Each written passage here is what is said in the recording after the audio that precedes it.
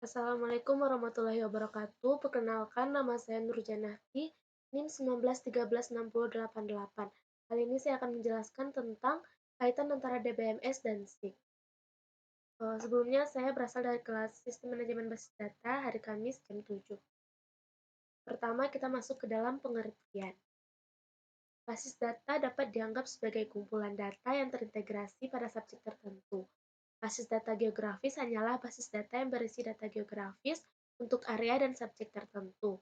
Database geografis adalah bagian penting dari sistem GI operasional, baik karena biaya pembuatan dan pemeliharaan, dan karena dampak database geografis pada semua analisis, permodelan, dan kegiatan pengambilan keputusan. Database itu sendiri adalah kumpulan data yang terintegrasi pada subjek tertentu. Selanjutnya ada kelemahan dan keunggulan database. Yang pertama kita masuk ke dalam keunggulan. Keunggulannya yaitu mengumpulkan data di satu lokasi. Biaya pemeliharaan berkurang, aplikasi menjadi data independen, pengetahuan penggunaan dapat ditransfer antar aplikasi, berbagi data difasilitasi, ada keamanan dan standar untuk data dan akses data. Dan terakhir, ada DBMS ini mampu mengolah sejumlah besar pengguna bersama dengan jumlah basis data. Kelemahannya yaitu biaya untuk memperoleh dan memelihara perangkat lunak sangat tinggi. Buat DBMS itu menambah kompleksitas masalah dan kinerja penggunaan tunggal seringkali lebih baik untuk file. Yang kedua ada sistem manajemen basis data. DBMS berhasil karena mampu menyediakan yang pertama ada sebuah model data, kemampuan memuat data, indeks, sebuah bahasa permintaan, keamanan, pembaharuan terkontrol, cadangan, dan pemulihan alat administrasi basis data, aplikasi, dan terakhir ada antarmuka pemrograman aplikasi atau disebut API. Nah, yang ketiga ada jenis DBMS dan eksistensi DBMS geografis. DBMS ini dapat diklasifikasikan menurut cara mereka mengatur, menyimpan, dan memanipulasi data. Tiga jenis utama DBMS telah digunakan dalam sistem GI, ada yaitu rasional atau RDMBMS, ada objek, ODMBMS, dan objek relasional, yaitu ORDBMS. Nah, jenis DBMS itu ada yang pertama ada bahasa query, yaitu bahasa yang telah ditingkatkan untuk menangani tipe geografis, misalnya titik dan area. Dan juga ada fungsi, misalnya kayak area tertentu yang saling bersentuhan.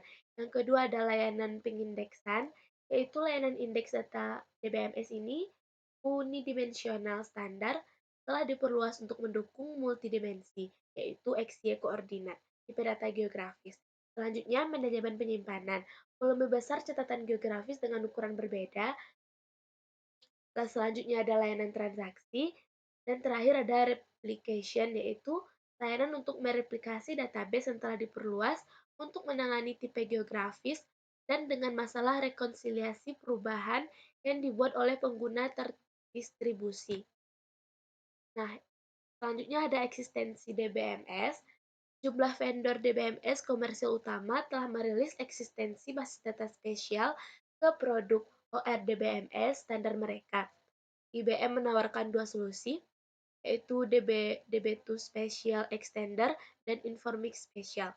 Microsoft telah merilis kemampuan spasial inti SQL Server, dan Oracle memiliki kemampuan spesial dalam inti Oracle DBMS dan opsi spesial yang menambahkan fitur yang lebih canggih. Fokus ekstensi ini adalah penyimpanan, pengambilan dan pengolahan data, dan ekstensi ini tidak memiliki kemampuan lanjutan untuk pengeditan, pemetaan, dan analisis grafis. Akibatnya mereka harus digunakan dalam hubungannya dengan konvensional.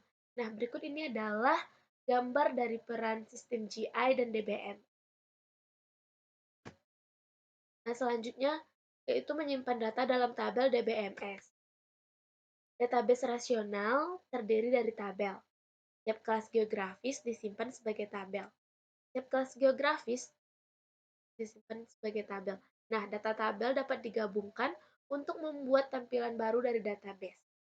Dalam deskripsi terobosan model relasional yang mendasari sebagai dasar database dunia, Pada tahun 1970, Ted Gold dari IBM mendefinisikan serangkaian aturan untuk desain struktur tabel database yang efisien dan efektif. Nah, inti dari ide code ini adalah bahwa database relasional terbaik terdiri dari tabel sederhana dan stabil yang mengikuti 5 prinsip, yaitu yang pertama, hanya ada satu nilai di setiap sel persimpangan antara baris dan kolom. Semua nilai dalam kolom adalah tentang subjek yang sama. Yang ketiga, setiap baris unik. Yang keempat, tidak ada arti penting untuk urutan kolom. Dan terakhir, tidak ada arti penting untuk urutan baris. Nah, terakhir yaitu ada SQL. SQL ini adalah bahasa query database standar. Hal ini memiliki kemampuan geografis. Dalam SQL, pernyataan bahasa definisi data digunakan untuk membuat, mengubah, dan menghapus struktur basis data relasional. Itu dibuat tabel. Perintah digunakan untuk mendefinisikan tabel, atribut yang akan dikandung di dalamnya, dan kunci utama, yaitu kolom yang digunakan untuk mengidentifikasi catatan secara unik. Pernyataan SQL ini mendefinisikan beberapa parameter tabel. Kolom nama bertipe varchar, yaitu karakter variabel, dan dapat menyimpan nilai hingga 200 karakter. Nama tidak boleh 0 karena dia bukan angka. Nah, yaitu harus memiliki nilai, dan itu didefinisikan sebagai kunci utama, yang berarti entry-nya harus unik. Kolom bentuk bertipe poligon dan didefinisikan tidak sebagai 0. Ini memiliki batas referensi spasial tambahan atau proyeksi, yang berarti bahwa referensi spasial diperlakukan untuk semua bentuk. Nah, sekian yang dapat saya jelaskan. Wabillahi taufiq wal hidayah. Wassalamualaikum warahmatullahi wabarakatuh.